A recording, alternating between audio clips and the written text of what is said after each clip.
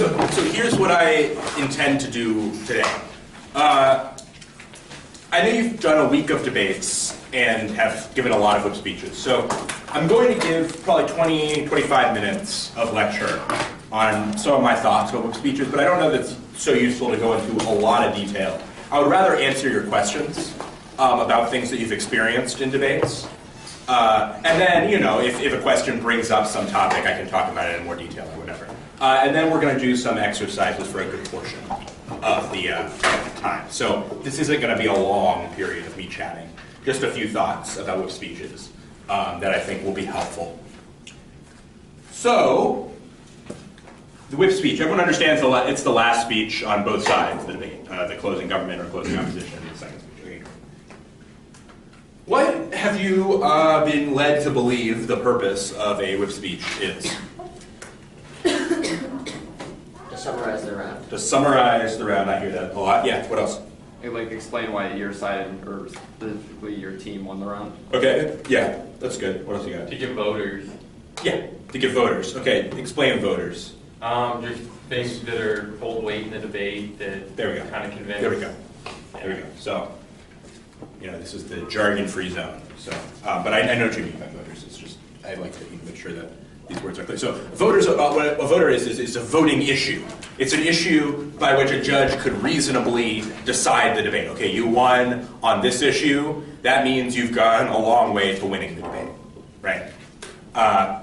You know, whether the capital of South Africa is Pretoria or Johannesburg, it turns out it's both. But whether it's not a voting issue, you know, if it would be like an argumentative issue.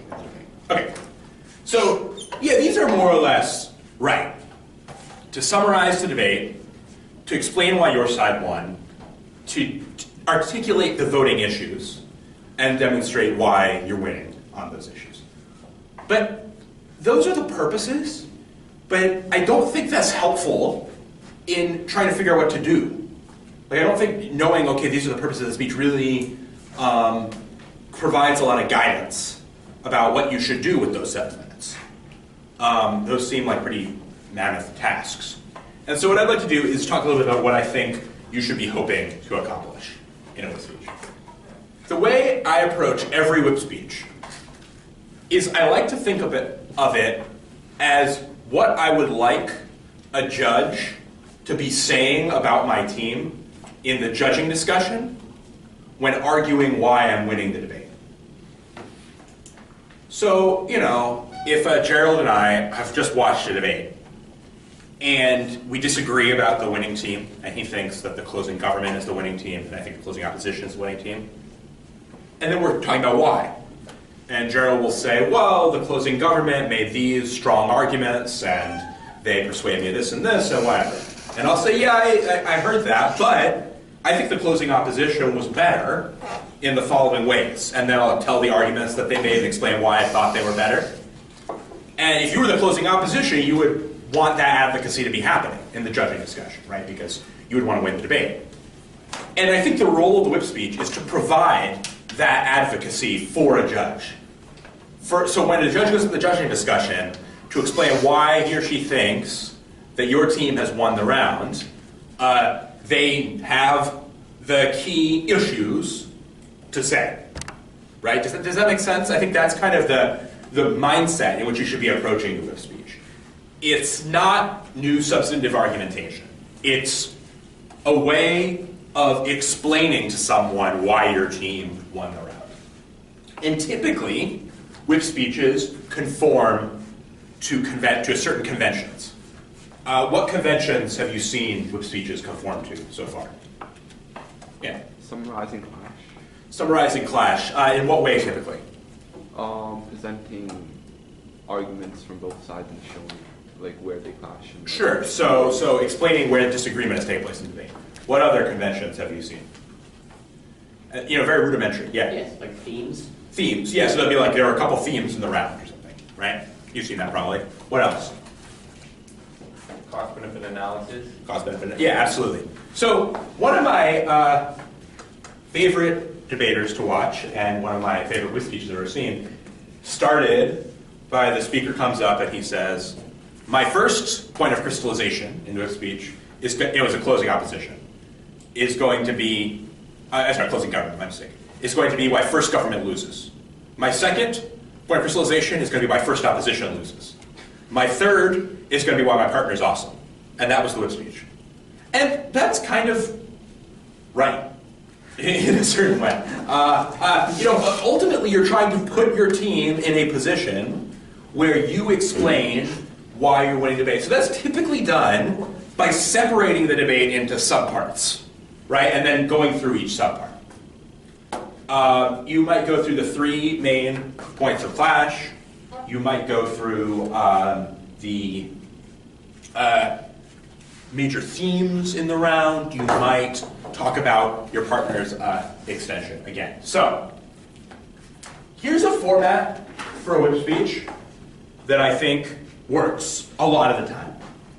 It doesn't always work, because there could be one of the opening government teams, one of the opening teams could be really weak.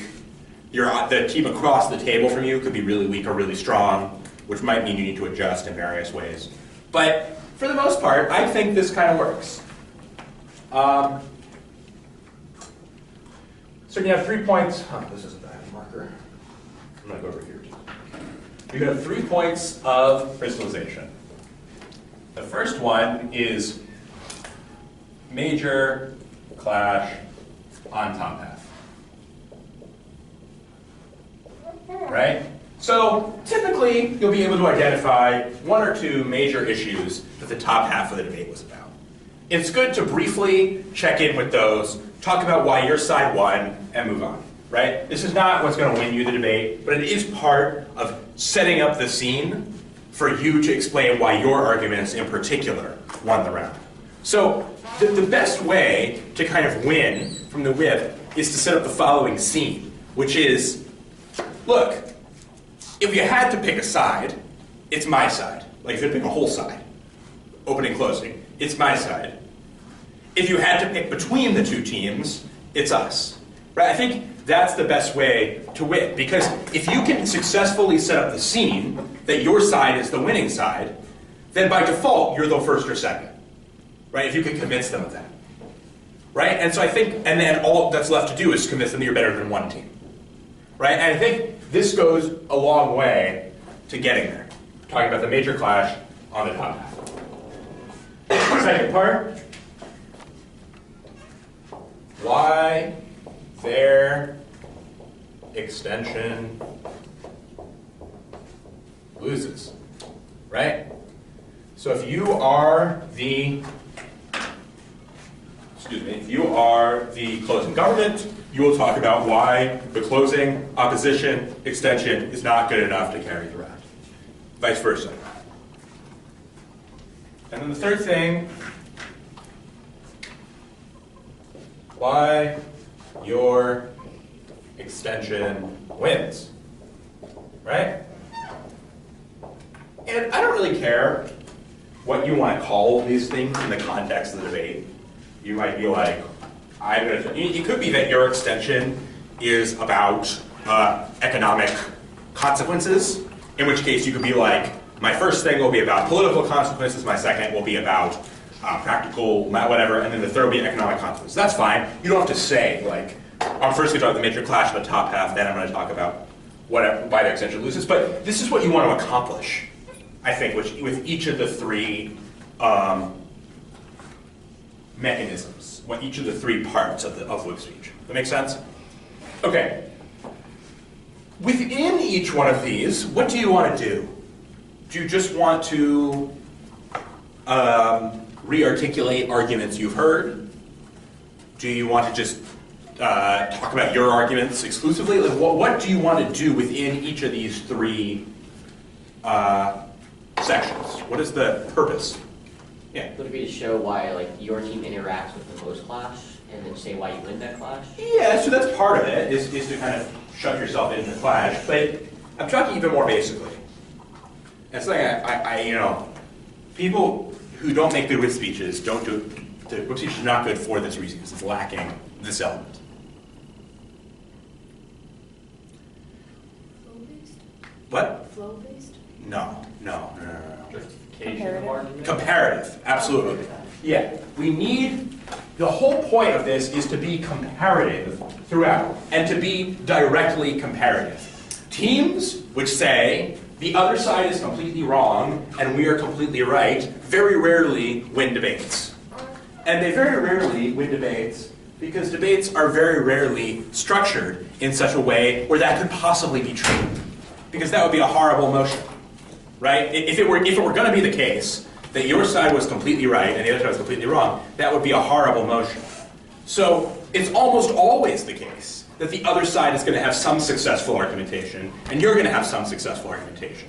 The debate is won not by eliminating argumentation of the other side, but by creating successful comparisons and explaining why yours is more important than that of the other side.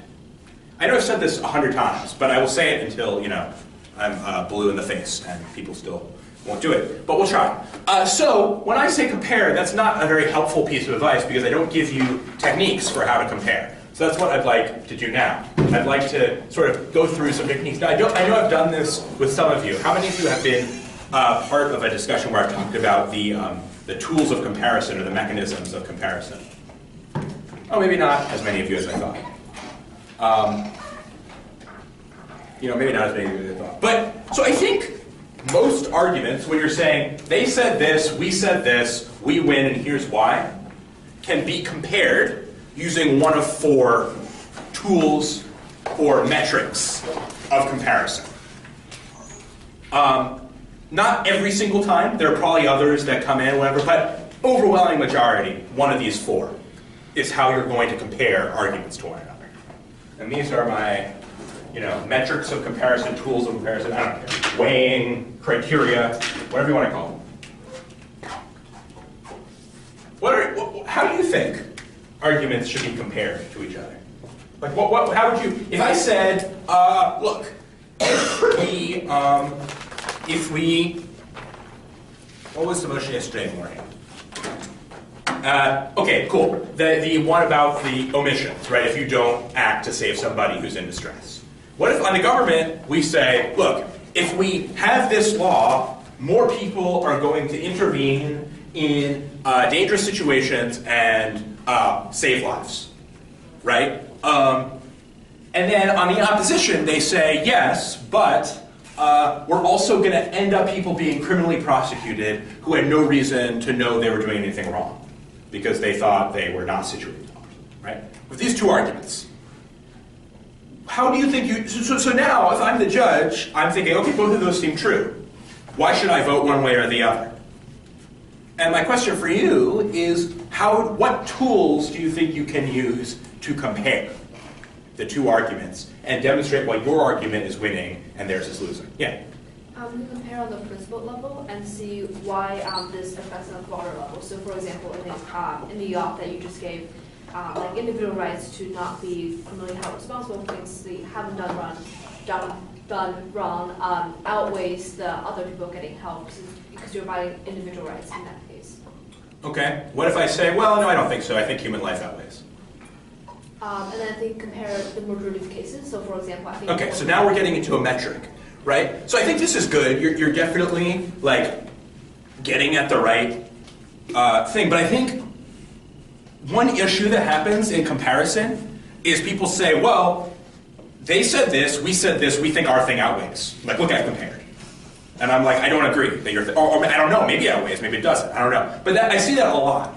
That people are like, well, this is obviously more important.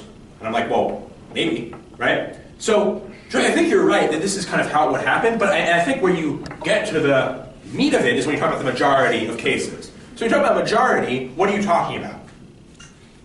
Are you talking about, what are you comparing if you're talking about a majority? Like the number of people. Numbers, right? So the first and most basic way to compare 2 arguments to each other, hopefully this pen will work, okay, is to use numbers, right? Most basic way of comparison. To say, okay, it's true, both of these things are true, but more people are affected by our thing than by their thing, right? Very straightforward, very basic.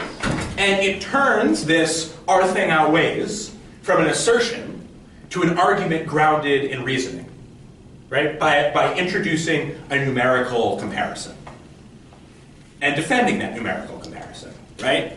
So I might say, look, on government, we're able to save a substantial number of lives, right? We don't know exactly how many, but we know that people die in accidents fairly frequently, and that sometimes they could be saved. On opposition, they paint for us a tenuous scenario where somebody may not intervene because, they think they're not able to, they'll be prosecuted. They give us no reason to think that this would happen frequently. They give us no reason to think it would happen more than what we're saying. And as far as our thing happens more, we're winning on that argument, right? Numerical comparison is one method of comparing. What's another method? There are 4, I think, that are really prominent. Yeah, comment. Extent. Extent is another method. So sometimes you're not going to win the numerical argument. The argument you're making simply doesn't affect as many people as the argument the other side is making.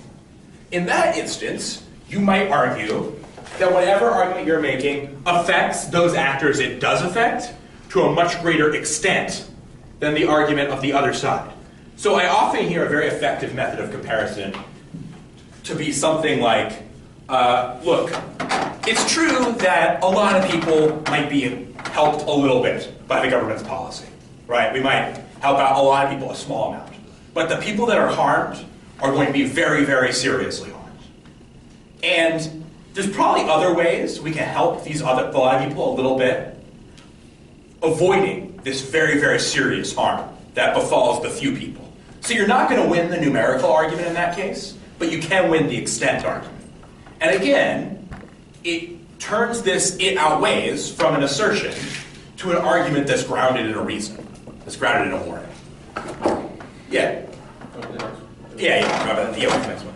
Length. Length, right? So length, I think, is the next one. Length of time. I find this is especially useful in politics and econ debates,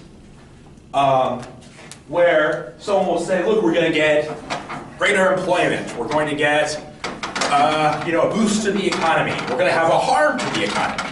We're going to increase debt. We're going to increase spending. Right? That's true, but there's a question about which lasts longer, the harm or the benefit. Right? Sometimes you want to admit, yes, this is going to result in a short-term harm, but a long-term benefit. And because the long-term affects more people more important than the short-term, that's why we're winning on this argument, right? That our benefits are going to extend longer than their harms, or vice versa, right? Our harms are going to extend longer than their benefits. Again, you're grounding comparisons, claims that you're outweighing in arguments based on reasons, in warrants. So no. Okay, and then there's one more that I think comes up a lot. Yeah. The likelihood. The likelihood. Absolutely. Absolutely.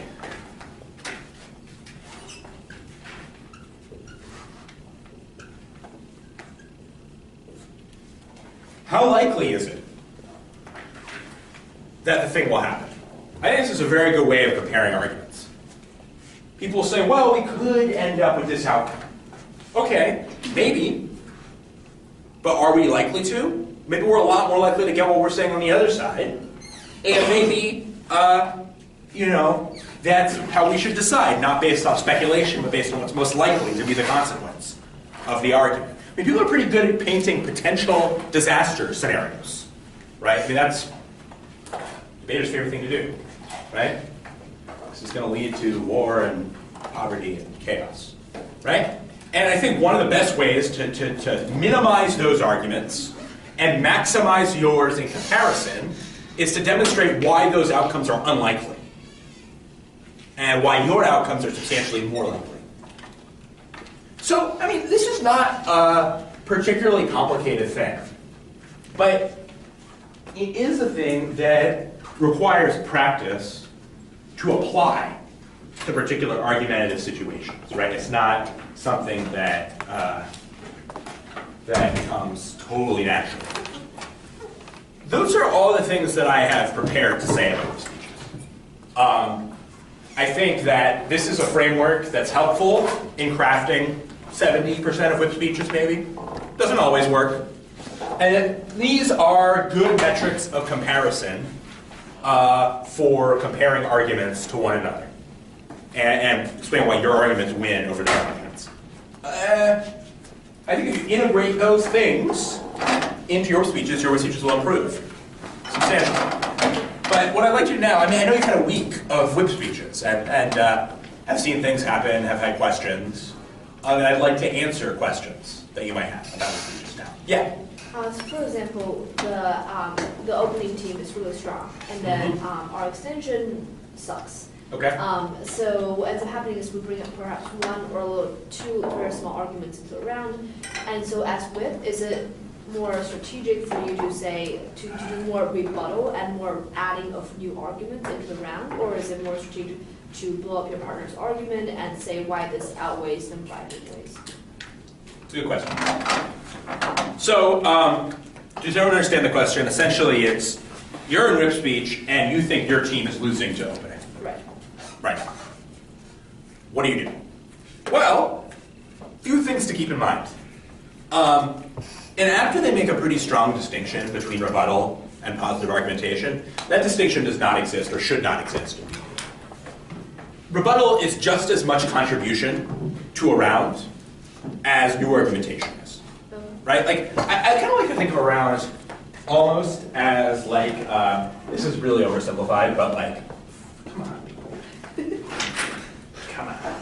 As like a playing field, right? And here's the government, here's the opposition, right? And the goal is to move the ball to one side or the other. You know, rebuttal might not kick it on your side, but it might like prevent you from going further onto that side. You know what I mean? It's just as much of a contribution to the game as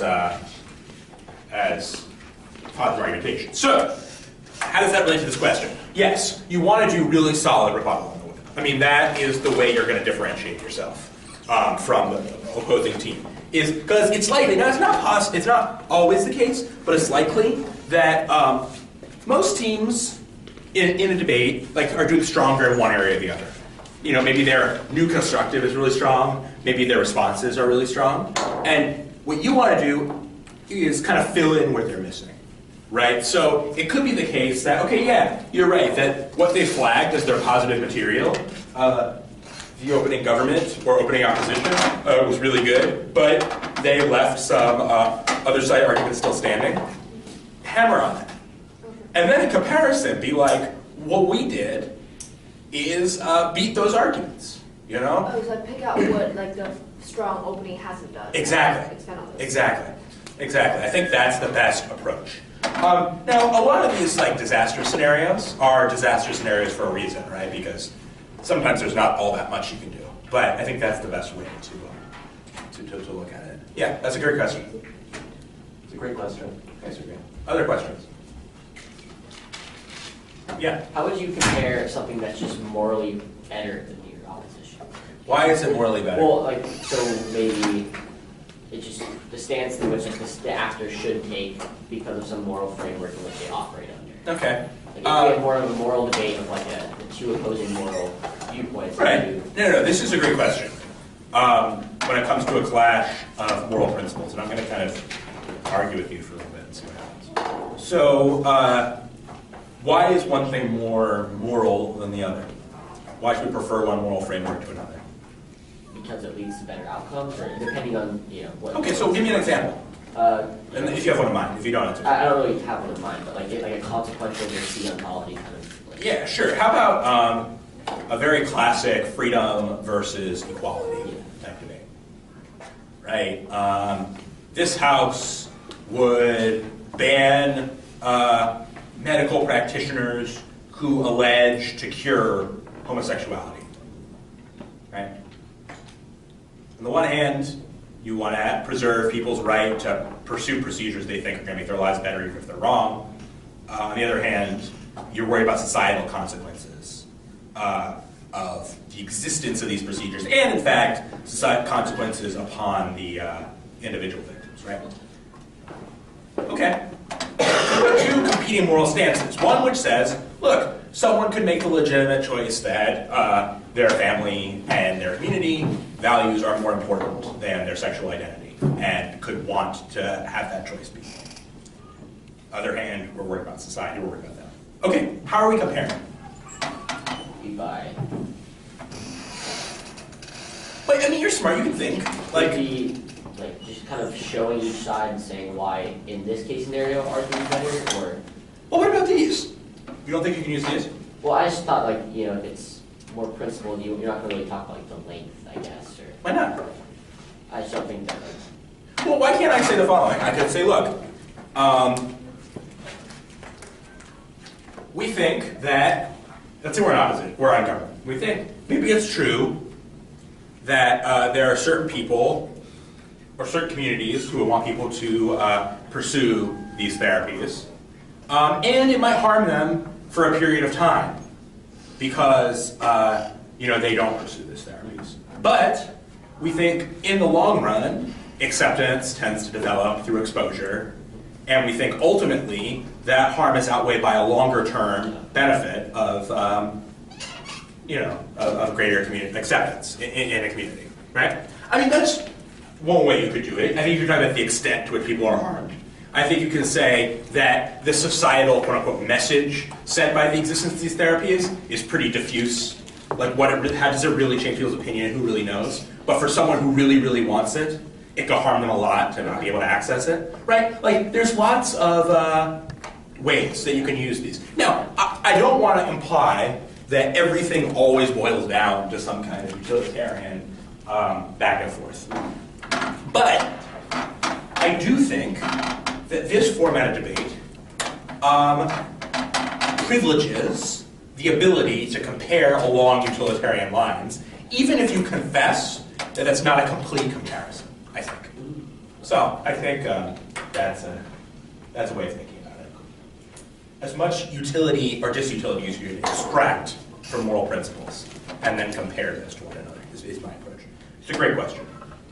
Other things? Yes? I feel in a lot of debates at the end of the web speeches it really boils down that different teams use a different metric for comparison. How do you really win? Because you can win the choosing one specific metric, but the comparison of the different metrics. Okay. That's also a great question. So, so what happens when someone says, well, we help a lot more people, and someone says, yeah, but that benefit's pretty short term, and then a third team says, yeah, and the people who are harmed quite a lot as compared to people who are helped who aren't helped that much. And then we've got a whole bunch of comparative mechanisms that are operating simultaneously in the debate. This happens all the time. It's a great question. What do you guys think? I mean, I've got an answer in mind, but I'm curious what you guys think.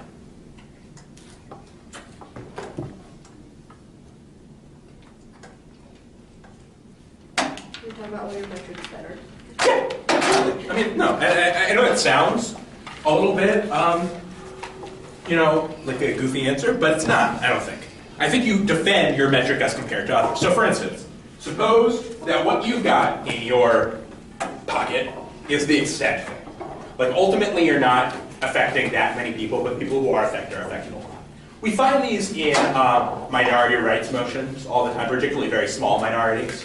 Groups like itinerant populations, people understand, like Roma or Irish travelers or something. It's a very small group, but policies that affect them very substantially, right?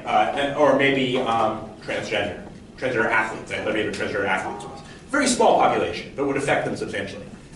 I think you can make arguments. You can say, well, we think states, governments, actors ought to be concerned from protecting people from absolute misery over helping people a small amount. And so we think an extent comparison is more important than a number comparison. I think that's a defense. I also think you can say, and you can argue, states need to analyze situations on the aggregate. They can't become obsessed with particular special interests. And for that reason, a greater population is more considered. I think the third thing you can say is, states, actors, whoever, have the capacity and interest in long-term planning. And that's part of the reason that we delegate power to them, is because unlike individuals, they're able to think more long-term. Like, all these arguments can be made. Now, I'm sure a lot of you are noticing, okay, well then what if we have these arguments? And, that's why it's a debate, right? Because there's good arguments on both sides. And then the judge has to adjudicate who made the arguments better. So it's not like I can just give you the one argument that's going to trump every single time. I can tell you what the responses to arguments are, but ultimately, if both teams are making the right arguments, are clashing appropriately and effectively with each other, it's going to come down to who is more effective. Who is more effective persuasively, who is more effective at responding across the board, who had better examples, these sorts of things, right? And that's where the winning and losing really happens, if the clash is happening effectively. The problem, and the reason why I think this type of exercise is useful, is because a lot of times the clash is not happening effectively, right? And in which case, simply by generating clash, you can sometimes win the debate. Often win the debate, I think. Cool, that was a really good question. Other questions? Yeah, Joy. Are there analogous principles to utilitarianism, in general? Okay. When you say analogous, I'm not sure exactly what you mean. It's sort of like a guiding philosophy of approaching things, but not utilitarianism. Okay, sure. So utilitarianism, someone explain utilitarianism, sort of, basically. Number of good, based on how much pleasure or benefit derives the total aggregate amount. Okay. Yeah, I mean, sort of. Yeah, that's good. Yeah, that's right. It's comparing based on consequence. I mean, I think that's the best, simplest way to think about it, right? It's a utilitarian comparison looks at things based on consequence. What are the consequences? Do we prefer one set of consequences or another? It's a utilitarian analysis. Why would someone not want to ascribe to a utilitarian analysis? I mean, it sounds fairly compelling, right? Something's better, we should do it. What are some arguments against a utilitarian analysis that you could think of? Yeah. It adversely affects another group proportionally as bad as the other group is benefited. Well, I mean, that might be the case, but then surely that wouldn't be utilitarian, right? If it was harming more people or the same number of people as it was helping. Does that make sense? Right? I mean, yeah, that's true, but I think utility can kind of weigh that out. Yeah, comment. It would harm a small amount of the population significantly while benefiting the vast majority extremely.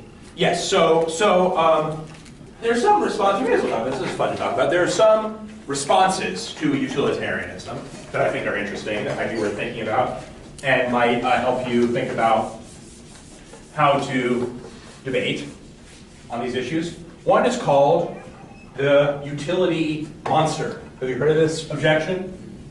Mm-hmm. The utility monster. This is a fun little thought experiment. Suppose there was some evil monster who became 1.1% happier every time he made one person 1% less happy, right? So he became every time he harmed somebody a little bit, his happiness was improved slightly, right? And so on, right? A utilitarian calculus would have us meet the the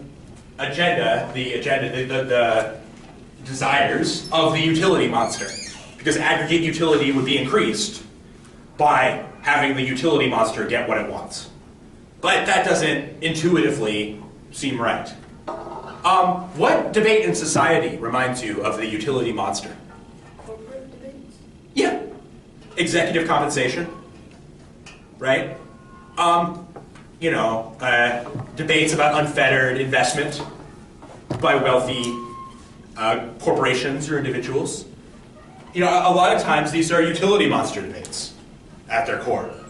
It's a question about, look, it's hard to deny that, having the utility for that small group is massively increased by insulating themselves through enormous amounts of wealth and wealth insulating techniques. And it might be the case that each instance of wealth growth for them benefits them more than it harms anybody individually. But on the aggregate, lots of people are harmed. And so we have to think about what to do in that sense. So a utility monster is one type of objection. When there's a small group that's helped a lot, and everybody else is harmed a little bit. That's kind of the opposite of the extent, right? Yeah. So that's kind of interesting. What's another objection to utility monster? What do utilitarians? Yeah. So like the one Duncan talked about was one where it's like if you enslave 10% of the population and make everyone else like significantly better off, that's like not exactly an ideal situation. Right, exactly. I mean, that's a very common response. I mean, I'll tell you an interesting thought experiment, and I'm curious to see what your reactions are to this. So, suppose, and maybe some of you have heard this, it's pretty famous. Suppose that you are walking in the wilderness, and all of a sudden you're ambushed. And by this gang, right, who is conducting an execution as part of their gang behavior. And you are held at gunpoint, and you see 10 innocent, kidnapped people lined up. And the gang member in charge says to you, if you shoot and kill one of these people, I'll let the other 9 go free. If you don't, I'm going to kill all of them. What does your intuition say about what you want to do in that case? I don't need an argument. I'm curious what people's intuitions are. How many of you think you should shoot the one person? Okay. How many of you think you should not? Okay. That's usually about how it falls down. It's about 2/3, 1/3. Typically, if you ask people across society. So why, someone who said that you shouldn't, why? Yeah.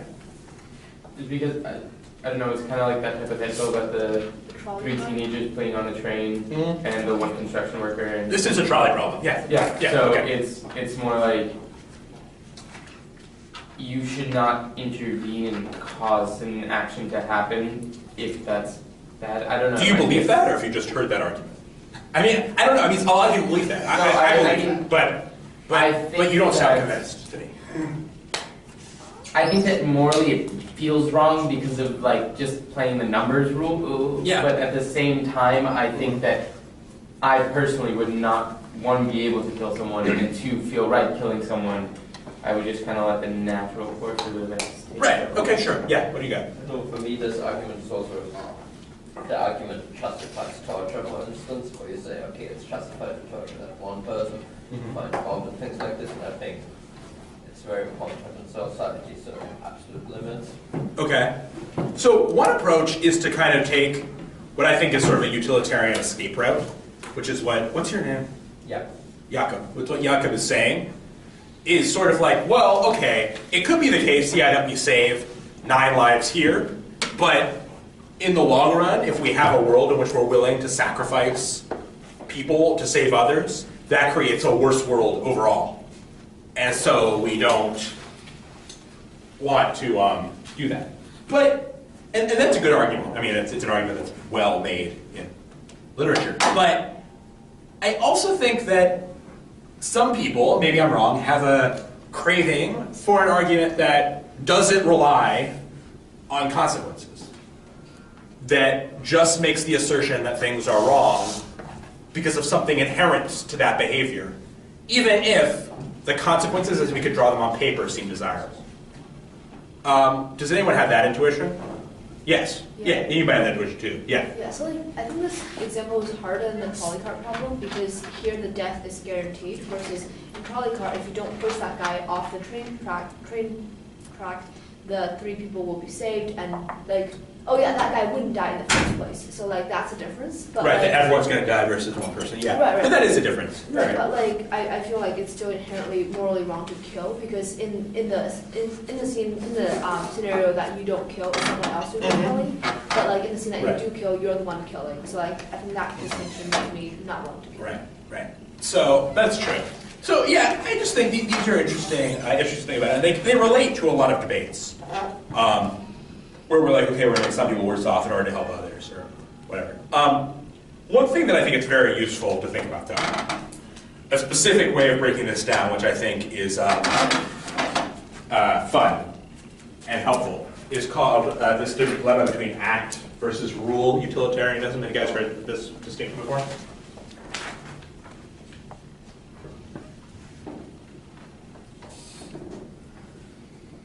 So, what is act utilitarianism?